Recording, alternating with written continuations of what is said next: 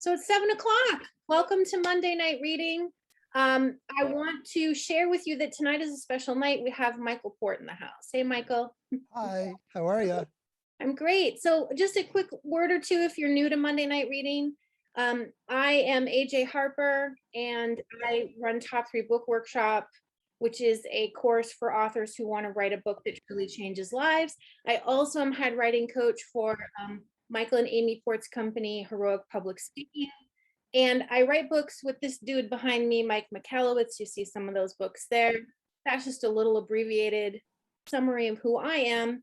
But why Monday night readings? Well, I used to be a playwright, and we used to have Monday night readings at a place called the Playwright Center in Minneapolis, where we put our work up for critical review. That's not what we're doing tonight. We're sharing a reading tonight, no critical review, which brings me to an important point. We love feedback if it's positive. So if you have positive, cool things to say, please put it in the chat. I think Michael can take it if it's not, but we're not doing that. That's not what we do here. We share what resonates with us, lines we like, moments that we will remember from a story or piece, but nothing critical. Why Monday night readings? That's because of the Playwright Center, but also because later in my journey, I also became an editor for fiction. So I have one foot in nonfiction and one foot in fiction. And I noticed this disparity that all of these fiction authors get to have readings, and all of these nonfiction authors hardly ever have a reading. In fact, Michael just texted me earlier today and said, hey, I think this is the first time. Didn't you say that, Michael? Yeah, I've never done an actual reading in 20 years and 9 books. I've never just read the book to an audience. Right. I mean, there's audiobooks, there's a magnificent speaking career, and yet here we sit, you're doing something for the first time. Yeah, that's right. Okay. So don't y'all think we need to have readings for nonfiction authors? I say we do. And that's what we do here the first Monday of the month at Top 3 Book Workshop.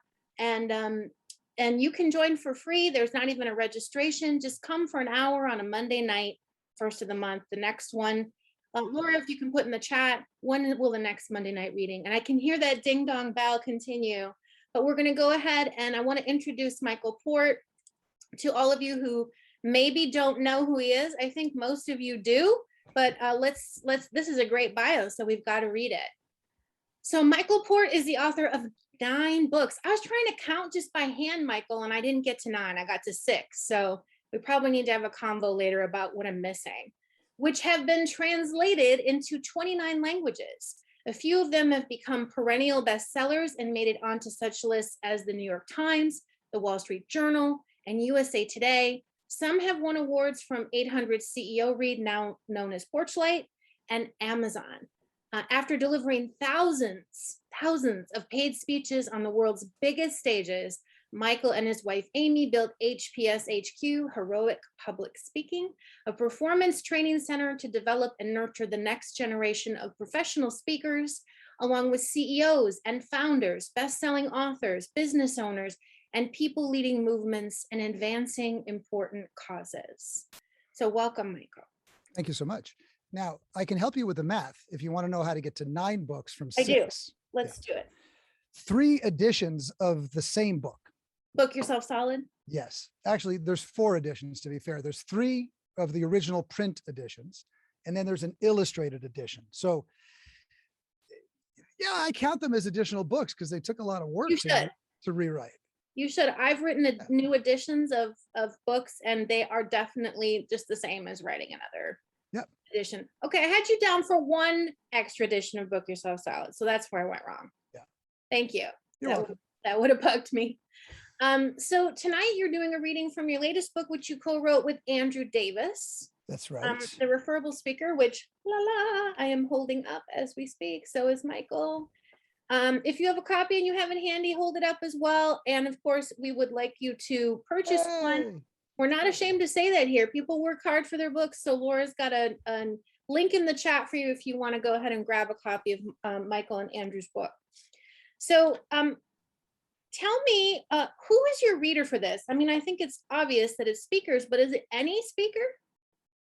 No, I do want to just comment on one thing. I see Stephen Statton's video, and he has this beautiful bookshelf behind him with what look like thousands of books. And I'm just hoping at least a few of my books are on those shelves somewhere. If they're not, I hope to change that, Stephen. I hope today is the first day of many sittings on your bookshelf. They are, and they're in Kindle as well. Excellent. Excellent. Well, so look, when Andrew and I decided to write this book, we wanted to answer a question, which we didn't think was sufficiently answered by any book in the industry. And it wasn't something that we had sufficiently answered either. We wanted to see if we could discover the formula for building a sustainable speaking career. And so we didn't know what the formula was. We had some ideas, but we weren't sure. We didn't know if we were going to be able to find it. But what we decided to do was go on an investigation. And over 2 years of investigating this question, we found an answer. And that's what we wrote about. But we committed at the beginning of the process to writing about whatever we discovered, even if we couldn't come up with a true formula. But we believe we did. We believe we cracked the code on what the formula for building a sustainable career as a speaker looks like. And so I asked you earlier, is it for any speaker? Can you distinguish who you think that your ideal reader is for this book? Yeah, our ideal reader for this book is somebody who does want to speak on bigger stages. Now, they may want to get paid to speak, and I think there's no reason you shouldn't get paid to speak, even if you're going to make money on the back end of a speech. Why not make it on the front end and the back end? But it's not for folks who just want to get better at making a toast or, to work on their wedding vows. I've written other material that I think helps folks with that kind of stuff. But this is for the person who is either already a professional, wants to be a professional, or doesn't really care about being a professional, but they want to work at the level that a professional works in this industry. Because there are a couple different types of people that deliver keynote speeches. You've got people who, they're thought leaders, they write books, they give speeches, and that's how they make their living. Then you've got entrepreneurs who use speaking to advance their brand or book more business.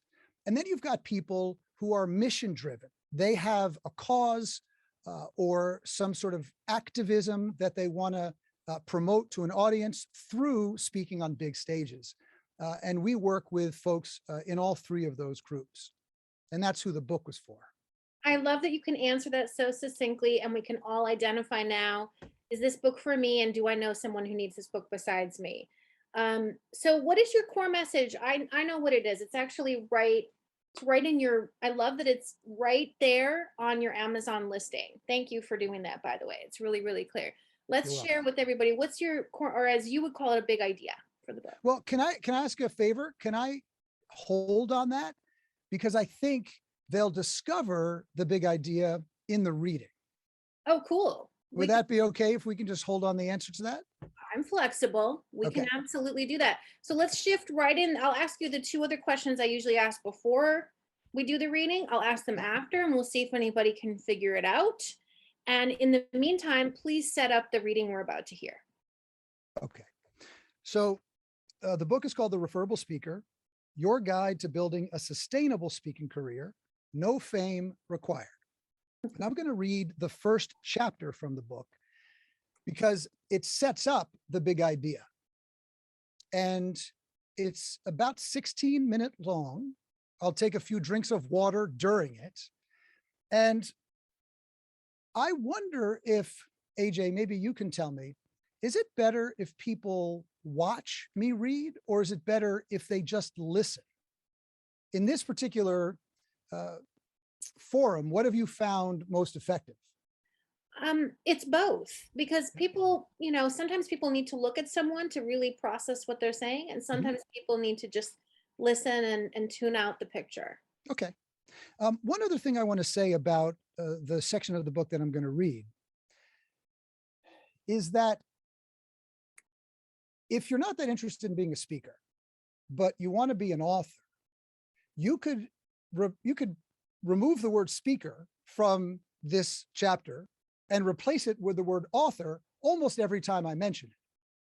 Because the formula that we found that helps speakers build a sustainable speaking career, I would posit is very similar to the formula that authors would adhere to build a long-term sustainable career. Now, I haven't proven that, we haven't written that book, but as when you listen to this opening, and if you think about it from a book perspective, if the stages aren't your jam, you'll go, oh yeah, I think that kind of makes sense.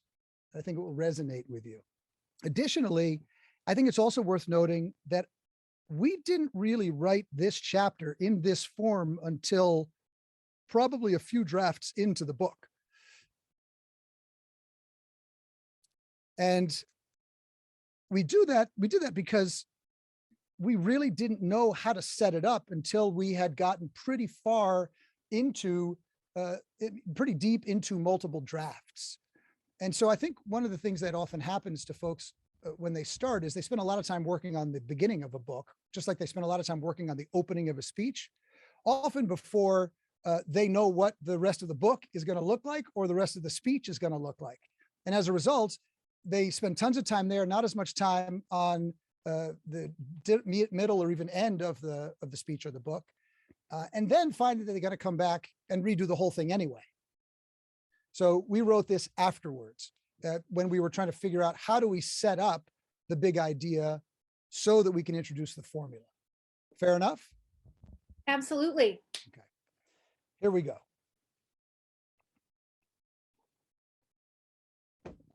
Chapter 1. You don't get keynotes, you earn them. Andrew Pickering and Pete Garland can pinpoint the exact day they became referable speakers. Until that moment, Andrew and Pete, a speaking duo from Newcastle in the UK, had spent 5 years speaking for free all over Europe. Yes, free. Andrew and Pete had been delivering breakout sessions for the occasional travel stipend and modest honorarium. But often they spoke for free. Their 45-minute sessions were uniquely fun, fast-paced, and packed with practical advice the audience could take home and take action on the next day. Their post-event survey rankings continually scored high, and organizers' feedback was positive. At cocktail hour, attendees would crowd around the two to ask questions and learn more. Andrew and Pete felt they were good speakers, but they wanted more. They wanted to keynote the marketing industry's biggest events, and they dreamed of speaking in front of thousands instead of just hundreds. Andrew and Pete were feeling discouraged. They'd even spent their own money to deliver a breakout session at a marketing conference in Cleveland, Ohio. The event organizer was thrilled because the audience feedback was overwhelmingly positive. But those keynote invitations they'd hoped would roll in hadn't materialized. They knew that if they were ever going to land the coveted keynote stages, their approach would have to change dramatically. So when they were invited to present in front of 300 entrepreneurs in London in the fall of 2018, they decided this speech had to be different. So every single day, sometimes 4 or 5 hours, they worked on their speech, not the old tips and tricks speech based on best practices, but a brand new big idea speech, a transformational visionary idea that would change the way their audiences saw the world of marketing. Sometimes they'd write and rehearse the same 5 minutes over and over until they couldn't tell if it was terrific or terrible. Other days, they'd share the big idea in their new talk with a few peers for their feedback. On weekends and late into the night, Andrew and Pete would refine their speech. Some days they'd search for new stories to add. Others, they'd share one of their tweetable moments on Instagram to see if it resonated with their audience. They'd kill what didn't work, and they'd elevate what did. They were ruthless.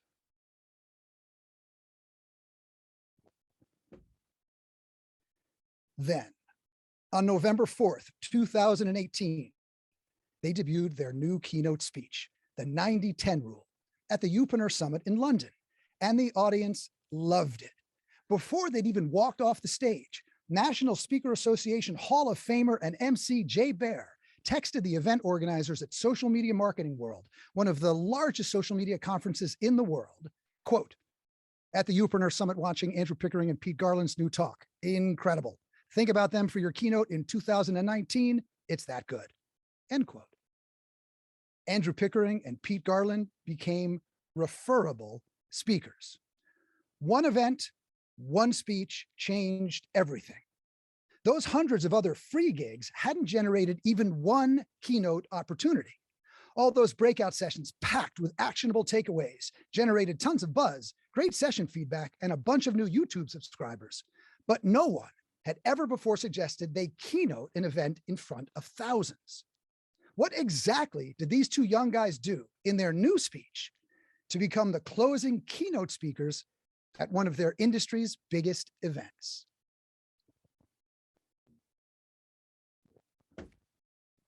Cocktail hour epiphany. There was a time, not very long ago, when Ann Handley customized every single presentation to every audience. She'd been told that meeting planners and the audiences they serve want customized presentations. As a writer first and a speaker second, Ann knows that the secret to connecting with any audience is to get to know them. Ann's also instinctively curious.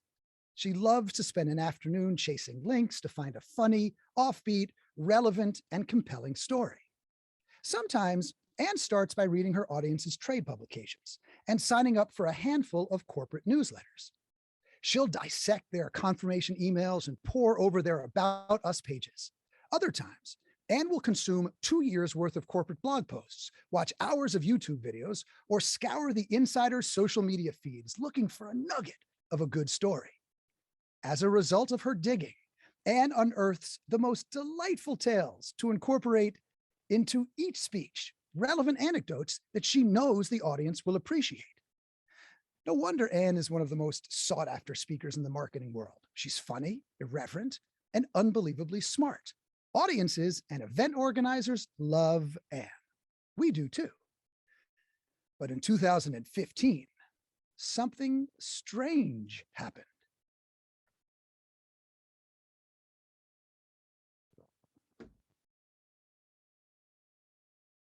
Ann was booked to do a 15-city speaking tour, and her client wanted the same speech in each city. Quote, "One speech, 15 cities, the same audience? That sounds great. That's way easier than customizing all 15 speeches," Ann thought. In the first city, the speech went well.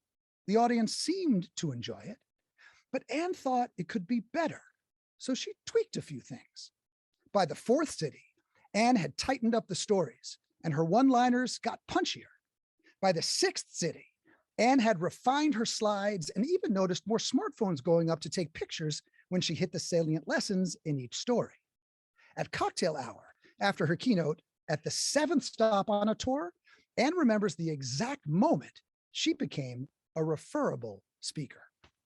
Quote, "A group of people from a Fortune 500 tech company's partner program came up to me at cocktail hour and said something I'd never heard anyone say before. Can you give that exact same speech to our partners?" End quote. Ann had fielded hundreds of invitations to speak at events, but this request was different. She couldn't remember a time when someone had asked her for the exact same speech.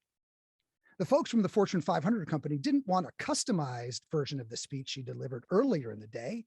They wanted that exact same speech.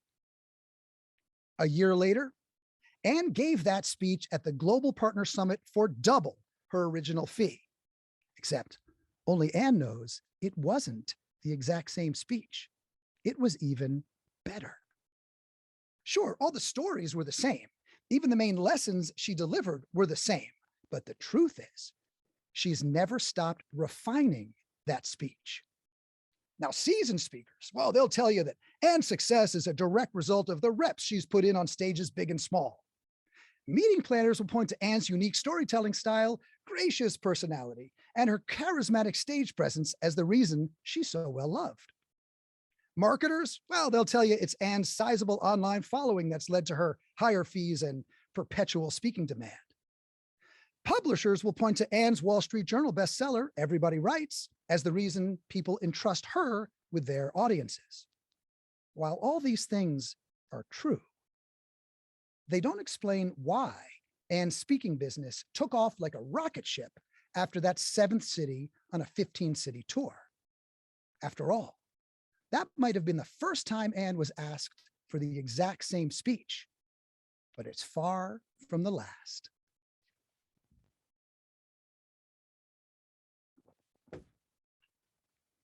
The speech is the cake.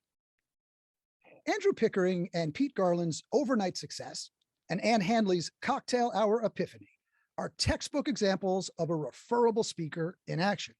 First, they demonstrate the power of a single referral.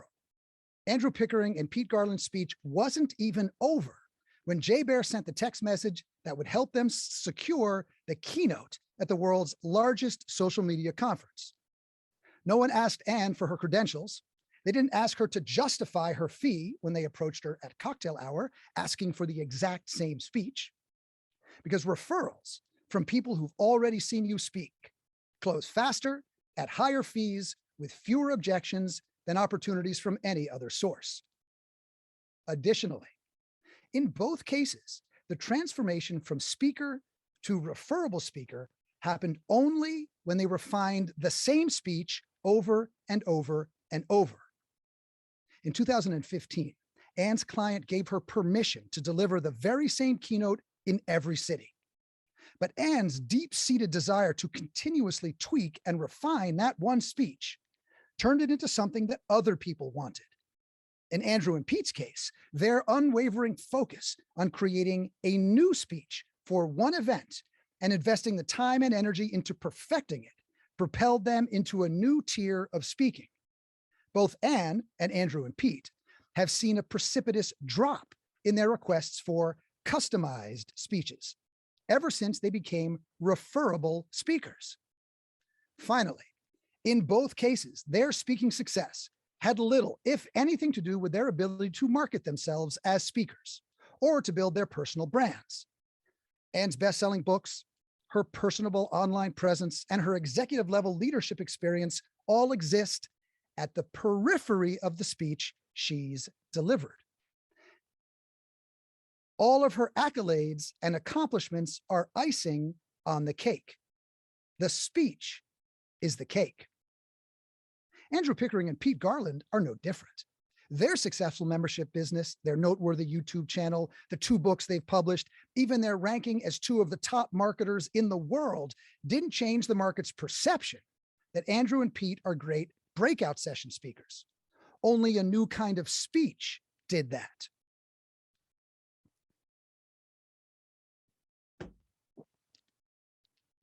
These 3 characteristics, rapid referrals, a continuously refined speech, and a focus on the experience instead of their personal branding or marketing, define how a speaker moves from breakout sessions to the keynote stage overnight, or why some speakers can give the same speech for over a decade and still increase their fees.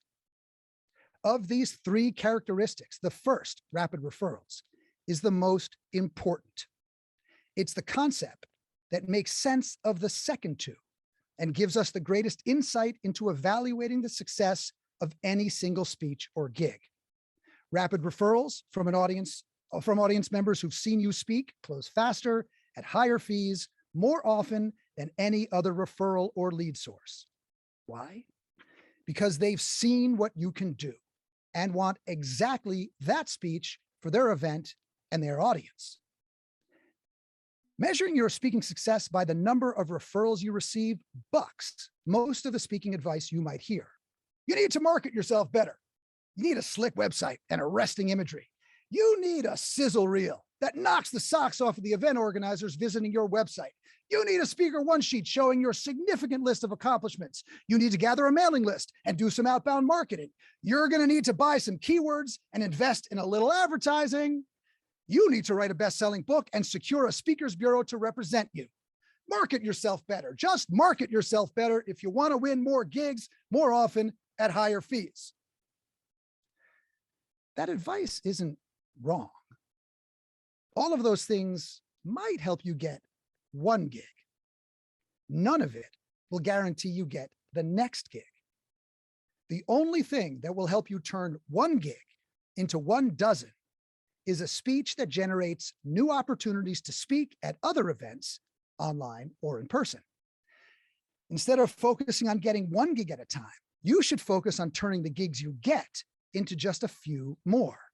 Those gigs will get you a few more gigs, and before you know it, you'll be looking at a full calendar of high-level, high-paying keynote speeches. The product isn't you, it's your speech. Consistently deliver a finely crafted keynote and a seamless experience for the meeting planner. Build a stellar rapport when you're not on stage, and you'll find yourself generating new speaking opportunities every single time you step off the stage or turn off your camera. You don't get keynotes, you earn them. This elegantly simple, but ultimately powerful idea will transform the way you look at the speaking business. And it is a business. Thank you very much. Woohoo, yeah. Just a few comments in the chat, just a lot of, everybody was paying very close attention. So that was a very active chat. Thank you, Michael. How was that to read it? Just for this group in front of everybody, not in a studio. I love it. It's so much fun. Although, to be fair, when I was rehearsing earlier today, I did make a cardinal mistake that I always tell my students not to make. I was rehearsing up in my office and I had to do a new setup with the lights here because my kids kicked me out of the place I had this. Anybody ever have that over the last couple of years? Yeah. And so now when I'm reading it, I'm having like, it's in the shade, it's light, it's in the shade, it's light. So I was like, wait, where? No one noticed because we were all you built this Pavlovian response to the water. So exactly. every time you picked it up, we laughed. Yeah, it was great. Well, anyhow, I love it. It's so much fun. And that's why I wanted to come and do this, because I never done something like this before. And anytime there's something I haven't done, I want to try it, even if it makes me a little bit nervous. What's great about it is everybody can just see you read your stuff, your facial expressions, and you can later see the chat and their reactions to you. And it's a great experience to have a reading. So do you want to tell us core message, big idea, or do you want people to guess? I want people to see if they got the big idea from the first chapter. Let's see. Okay, let's see what we got. All right. Now, to be fair, I think there are a few people in here who would be considered plants because they're my students. And so I'm going to expect they're going to get this okay, on the money. One of them is not. One is one of my students, Mara Yale, and she thought you don't get keynotes, you earn them. Yes, you don't get keynotes, you earn them. Yes. Yes, yes. What else? John says it's not you, it's the speech. That's right. It's not you, it's the speech. That's true too. All of these things are absolutely true. Here we go. Twist. Use one keynote to get many. That's right. Use one keynote to get many. And that's really the big idea, even though it really is an elegantly simple idea, is that every single time you deliver a speech, that speech should generate new inquiries to speak. And if that's the case, over time, you won't need to do any outbound marketing because the speech itself does the marketing for you. So it's a trade-off. You can spend your time marketing yourself, building a big platform, spending your days on social media, or you can spend your time building a speech that cannot be ignored. Building a speech that surprises and delights the audience, building a speech that changes the way they feel, the way they think, and what they do. Delivering a speech that is transformational, creating an experience for them that changes how they see the world. If you do those things, you don't need to do a lot of marketing around the speech because people will do it for you either by telling other people, you've got to get so-and-so to come speak at your event. I saw them, they're amazing. Or because they were there, they saw you and they referred you in themselves. And ultimately, if you look at a successful career, that's what does it, because you can be a great marketer and you can book yourself a lot of speeches in a short period of time. But if the speech doesn't deliver, the meeting planners are going to know quite quickly, and year 2 will not be a strong year for you. And the marketing will no longer work because you've been found out that you're a great marketer, but not actually a great speech maker. So I say, be a great speech maker and leave the marketing to the speech itself. So I see a lot of correlations here to authorship. You know, in Top 3 Book Workshop, we talk about creating a book that's transformational by the time you turn the last page. So something will be different for the reader, provided they actually read it. Yep. Provided they actually read it, something will be different. And I also think this translates to authorship in the sense that that's how books become a phenomenon, is when somebody reads it, experiences some sort of shift, whether it's tangible or intangible, and then tells people about it. Books are still sold by word of mouth. So that relates also to having a speech that people refer to others. Same is true for books. Yeah. Look, if publishers knew what would make a hit, they would only buy hits. If movie producers knew what was going to be a hit, they'd only make hits. If musicians knew what songs were going to be hits, they'd only write those songs. If authors knew what books were going to be hits, they'd only write those books. If speech makers knew which speeches were going to be hits, they'd only write those speeches. But we don't. We just don't. So some things we produce, people will love. Other things we produce, they won't. And that's just a part of being a creative artist. So some of my books have been widely received as really important books in their space. And other books, people were like, yeah, okay. So that happened. And that's just a part of the process. You don't stop working on your craft in your field because something you created didn't get swept up as a viral sensation within the first couple times that you put it out into the world. I think you have to build an audience. You've got to earn it. And Malcolm Gladwell has written books that people have gone, Yeah, definitely. Right. And that's just the part of the process. Well, so I think though that if you can deliver on your promise to the readers, that goes a long way in ensuring that book is one that's memorable and people talk about. So in that vein, what is the promise of this book, The Referable Speaker? The promise of The Referable Speaker is pretty straightforward, is that if you adhere to the formula that we've outlined in the book, you can build a sustainable speaking career, no fame required. Because I think a lot of people think that in order to be very successful, either as an author or as a speaker, you have to be famous. And fame is a relative concept that exists on a continuum from not famous at all to incredibly famous. And there's a huge gap in between.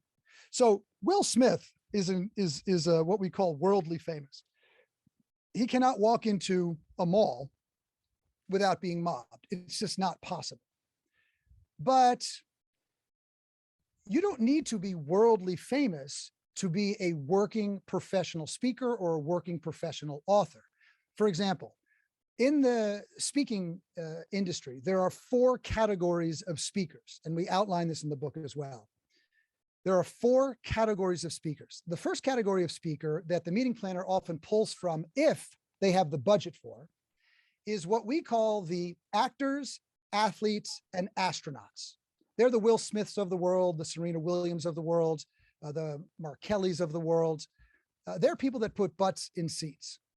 And they might get $500,000 for showing up to have a chat for 30 minutes on the couch on the stage. Jerry Seinfeld spoke for one of our clients, and he got $1 million for one set. He earned it. He might be one of the most well-known comedians in the world, so he's earned it. Most of us don't fall into that category. I certainly don't fall into that category. I might have been an actor. but I was not the kind of actor that puts butts in seats for a business conference. But the second category of speaker is what we call the A-list alternate. Now, you may be an A-list alternate, but you might not. An A-list alternate is usually someone whose name we don't know, but when we hear the next 4 to 6 words after their name, we say, oh yeah, no, I know who that is. I'd love to hear them speak. For example, if I said, mention the name Yancey Strickler, most people listening would say, oh, who, what? But then if I said, oh, the founder of Kickstarter, you'd say, oh yeah, of course. If you're in tech, you'd love to see him speak. I mean, I haven't seen him speak, I don't know, but if you are interested in that kind of that field, you'd say, I'd love to hear him speak. He'd be an A-list alternate. The third category of speaker, many of us are probably not going to fall into this category either, but there may be a few of you, is the industry icon. You know, the CEO of Domino's Pizza is going to be a big deal in the world of fast food. But if it's a health and wellness conference, I don't think anybody's going to be too interested in the CEO of Domino's Pizza. So at a specific industry conference, there will be certain industry icons who are really well received and also can put butts in seats. Some of us may be those people, but we may not be. But there's a fourth category of speaker that we can be, every single one of us, but it takes a lot of work and a big commitment. And that's the category of the surprise and delight speaker. Now, this speaker is the favorite speaker of the meeting planners for a couple of reasons. You got to think about how a meeting planner books their event. They're thinking first, I got to get people in these seats. Okay, now I've got the people, the A-list alternates or the actors, athletes, and astronauts, or the industry icon. But now I need somebody who's going to deliver transformational ideas that are incredibly relevant for this particular audience. Because very often the people in the first 3 categories do not deliver transformational speeches. You know, you love having your picture taken with the astronaut or the athlete or the actor, or even the A-list alternate or the industry icon. But the surprise and delight speaker is the speaker that everyone is talking about. The surprise and delight speaker is the one whose content is talked about when everybody goes back to the office and they look at what their next steps are. The surprise and delight speaker is the one that creates the transformational experience that the meeting planner can rely on because they're a speaking professional and they cost a lot less.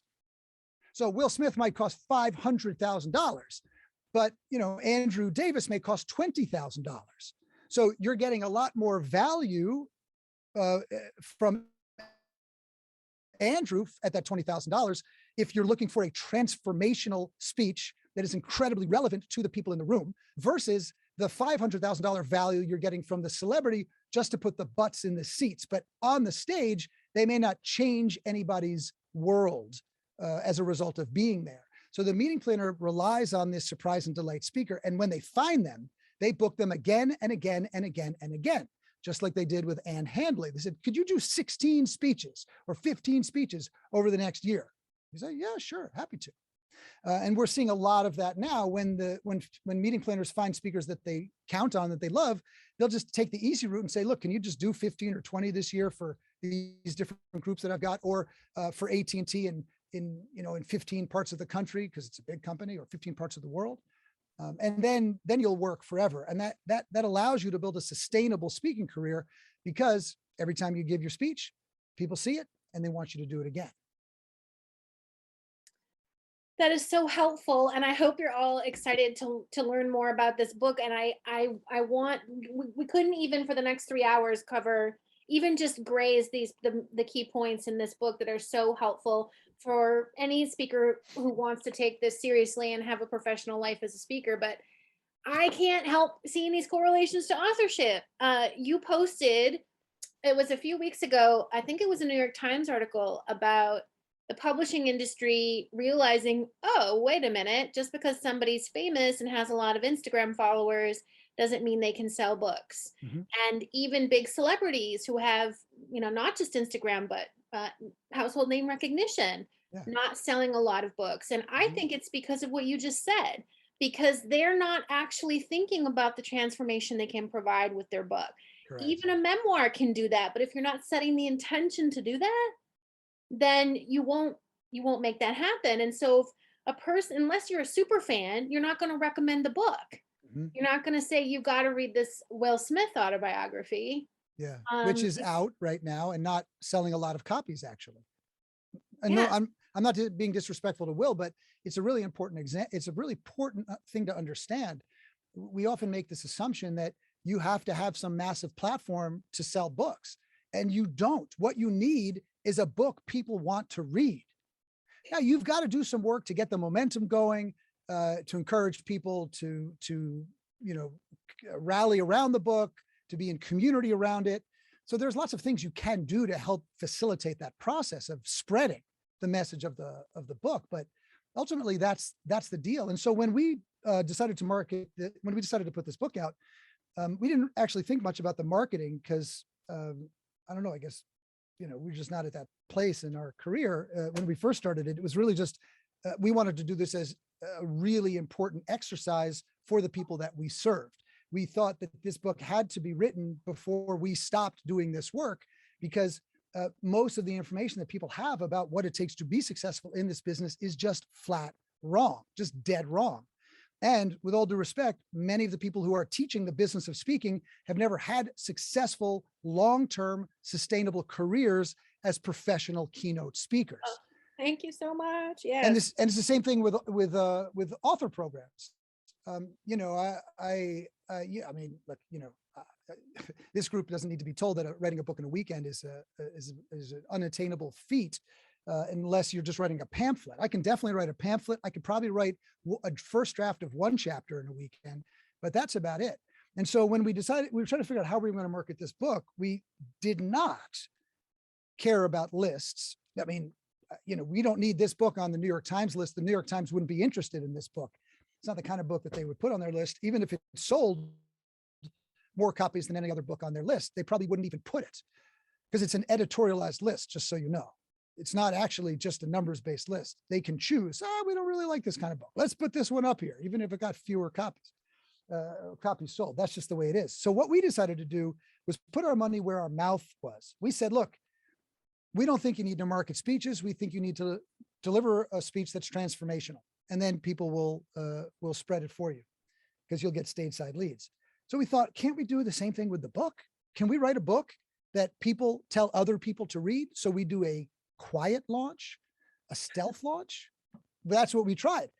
When we launched, so I emailed my readers and said, hey, I've got a new book out. And of course, that was some active promotion. But after that, really, we just relied on a couple things. Number one, people just organically telling other people to read the book. But number two, you'll notice in the book, two different places, we invite the reader to share a copy of the book for free with another speaker so they can be speaker buddies, because it's a very, very lonely industry. You got to have people around you who are going to lift you up when you fall down, because you're going to fall down. People who are going to support you, cheer you on, encourage you, push you. And so we thought that if people didn't have a speaker buddy, they could use this opportunity to try to create a speaker buddy. If they had a speaker buddy, then they could share the book with them and they could work on it together.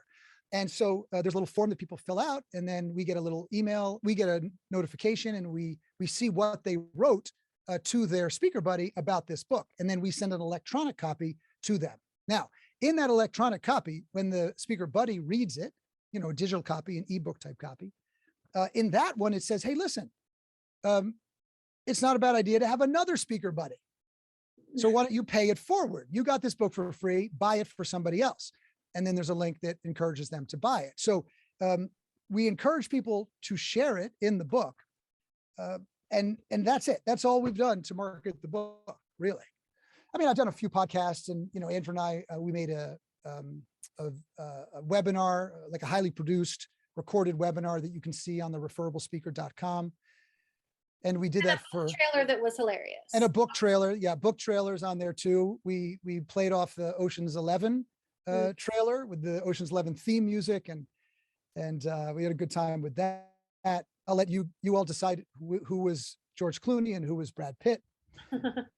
But That's So it. Michael, but both of you are established, so you don't have to do as much of the heavy lifting in the front. Just when you're a debut author, you do have more work to do there. But I Mhm. think one of the best things you can do as a debut author or any author is speak about the book, about the themes in the book.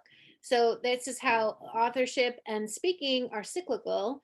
And I know for a fact, talking to many editors at big five publishing houses, that one of the things that they value most in a potential author is that they have an established speaking career, that they're not just saying I'm going to speak about this, but that they do speak, that Yeah. they Yeah, because that sells books. yeah, they find that that's the best sell through for bulk books is to corporate audiences at conferences or even non-corporate audiences at big conferences.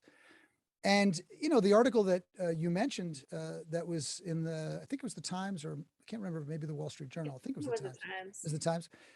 One of the things that they said in that article was that's what publishers look for, even over social media following. Mhm. Because was it Ariana Grande? I'm not really up on the young pop stars, but I think she was the one who just had a book out, or someone similar to her that sold 36,000 copies, but she's got what, I don't know, 95 million fans on social. So Mhm. how do you go from 95 million fans to 36,000 sales in books? Mhm. I mean, that's a pretty big differential. So it'll sell more over time, but well-known nonfiction self-help and business help authors can sell 30,000 books in their first week. That's a lot of books, but they can be done. I also think that there's another cyclical nature to books and speeches, and that I feel that if you work on a speech, that it allows you to test your ideas and your concepts and frameworks Yeah. so that you can better than convey them in a book. Yes. And so I feel that if you work on a referable speech, a book can come from that. The reverse can be true, of course, Mhm. but I still think that having to work on a killer speech and get it to where it needs to be really gives you a massive advantage when you sit down to write the book. Yeah. Yeah. Look, you can get such quick feedback when you're using speaking to test new ideas. Mhm. It's much harder to do it in written form. It just takes more time. If you have a big blog audience, well, then you can do it through written form. But if you don't have a really big blog audience, that's hard to do. And sending your book to 5 people to get some feedback on is not the same thing as getting immediate feedback from an audience. So one of the things that we believe at Heroic Public Speaking is that a speech has the power to change the world and the people in it, including the speaker, because we have yet to see someone deliver a transformational speech that hasn't in some way been transformed through the development process of that speech. If the work you've done on the book or the speech hasn't changed you in some way, then it probably will not change your audience. If Uh, it's so good. if it's too easy for you, it's not going to work for them. So that's the most exciting thing about doing books, doing speeches, is it gives you the opportunity to grow, to transform, to change, to challenge yourself, to get curious about the world. And that's what we do at HPS, is we focus on the speaker's transformation so the speaker can go out into the world and change their audiences. So I love that, and I believe in that, and I know we have shared values around that. Can you speak for a little bit about, I this is really about your book, but can you tell everybody here just a little bit about um, when is a person ready to say start a heroic public speaking journey? I mean, I get this question a lot when it comes to authors wanting to come into workshop. And again, we're not promoting those things, but I think a lot of people want to know, am I ready to write the book? Am I ready to start the speech? Yeah. Yeah. The am I ready question is always a loaded question. And, I can't give one answer for all people, of course, but I would say the majority of people that tell me they're not ready are just scared. And I'm scared of things all the time. And I often find myself going, I'm not really ready for that. Let me hold on. And then wait, I'm just scared. Now I got to go actually figure out how to do this thing. And we have people who come to HBS who have been speaking for 10 or 20 years, and they dive right into the process.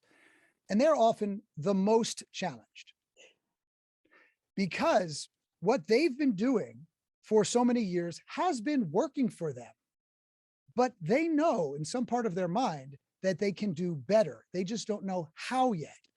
And so the work we do is often more provocative for them. In fact, Garrett is one of my students. He was provoked pretty intensely the first time we worked together. Maybe he'll share that at some point. But then the kind of people that really do the transformational work is go, wow, the fact that I was provoked tells me something. There's something here that I've got to explore. And those people tend to be the most transformed over the course of their journey. They're the people who tend to do the most extraordinary work. And people will come in having never given speeches on big stages, having never written a speech, having never written a book, but they have a desire to do it. And they will commit to learning the craft through process.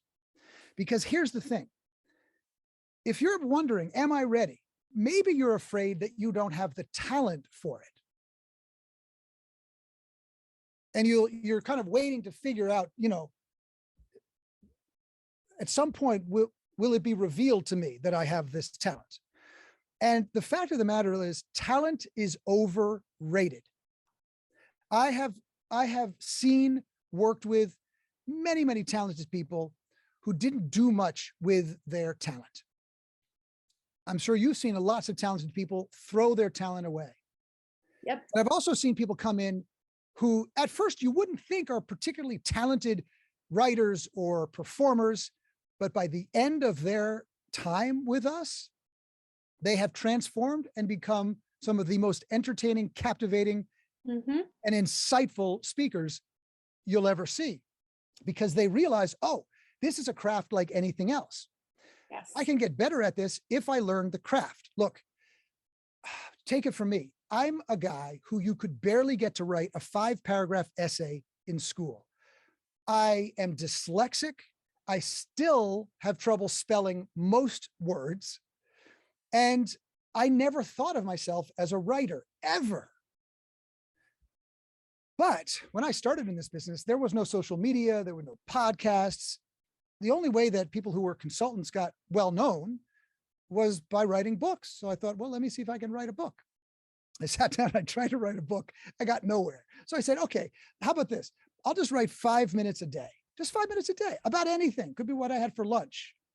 So today I had soba noodles with tofu, chopped peanuts, cucumbers, and peanut sauce. It was delicious. Why do I love this so much?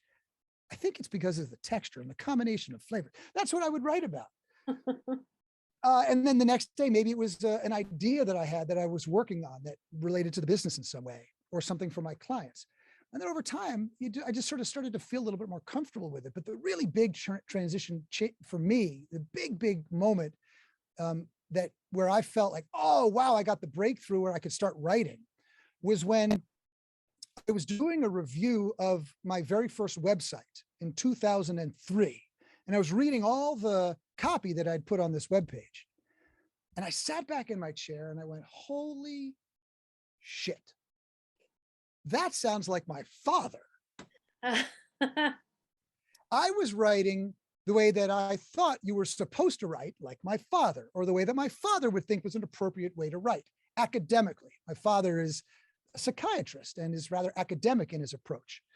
If you ask him one question like, hey, Dad, how's the weather today? He'll send you an 18-paragraph essay detailing everything that you need to know about the weather in all parts of the world and the psychological implications of the weather and how the government, it goes on. But I realized, yeah, no, that's not going to work. I'm never going to be able to reach the people I want to serve if I try to talk like my dad, because I'm not my dad. So I just started to write the way that I spoke. said, well, I feel like I'm pretty good, on my feet. I've got the gift of the gab. I feel pretty comfortable in most conversations. Let me just see if I can write my way into the book. And that's how I started, really, from the stage to the page. I just would start to articulate my ideas and then transcribe them and then start to edit them. And then I got better and better. And now I can actually write my ideas down directly onto the computer without having to say them first. But it's taken me a couple decades to get there. Yeah, I mean, that's the key here. It's craft. Yeah. It's not really a mysterious magic that only some people are given, some special quality that only a few of us have. It really is craft. Yeah, it is craft. And look, to be fair, though, I think it's really reasonable to be realistic about this. Like, I don't have any desire to be able to write novels. I don't have a desire to write a memoir. I don't have a desire to write poetry. I wouldn't know how to do those things. I'd have to start from the beginning and I'd have to learn. If I had a desire, I could probably learn, but I'm never going to be as skilled a writer as AJ, no matter how hard I try. But I can write for my audiences focused on the subject matter that is most important to them. I can write to help solve the problems that they have, challenge the status quo, offer them an alternative approach that is more effective, that is in line with how they see the world and who they want to be. That I can do, but I don't, I don't expect that I'll ever be I've heard it said before, like I'm a best-selling author. I'm not a best writing author, and there is a difference. Yeah, but you just said something important, is you can convey these ideas that are life-changing. Yeah. That's what you do, and you excel at it because of craft. And I think that's the main thing here. Yeah. And anybody can learn craft. It just takes time, patience, and commitment. Yeah. Look, you and I have collaborated so well and really connected so well over the years because we share a similar ethos. And the people that we serve share that same ethos. We don't have people showing up in our world saying, can I write a book for $200? Or can I write a book in a weekend? Or can you just tell me exactly what to do for my speech and then I'll go do it? We don't have those kind of people.